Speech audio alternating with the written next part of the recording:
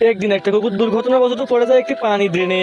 ঠিক তখনই একটি খরগোশ দৌড়ে আসে এবং সে কুকুরটিকে পানিতে ভেসে যাওয়া দেখে দৌড়ে এসে তাকে উদ্ধার করে এবং কুকুরটি তাকে জড়িয়ে ধরে তাকে আদর করে এবং তাকে অনেক বেশি ধন্যবাদ জানায়। পরদিন সকালে তারা একসাথে হাঁটতে বেরোয় রাস্তায় এবং রাস্তার পাশে থাকা একটি রেস্টুরেন্টে গিয়ে তারা খাবার অর্ডার করে।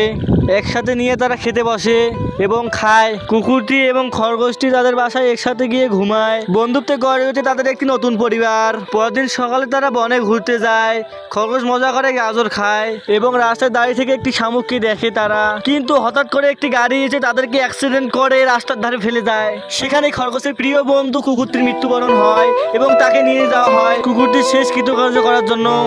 খরগোশটি অনেক কষ্ট করে তার বন্ধুর কবরস্থানের কাছে যায় এবং তার বন্ধুর স্মৃতিগুলো মনে করতে থাকে এবং নীরলে সে কান্না করে এবং তার বন্ধুর ফটোকে জড়িয়ে ধরে সে কান্নায় ভেঙে পড়ে। তো বন্ধুরা, ভিডিওটি ভালো লাগলে অবশ্যই ভিডিওটি লাইক করে চ্যানেলটিকে সাবস্ক্রাইব করে দেবে।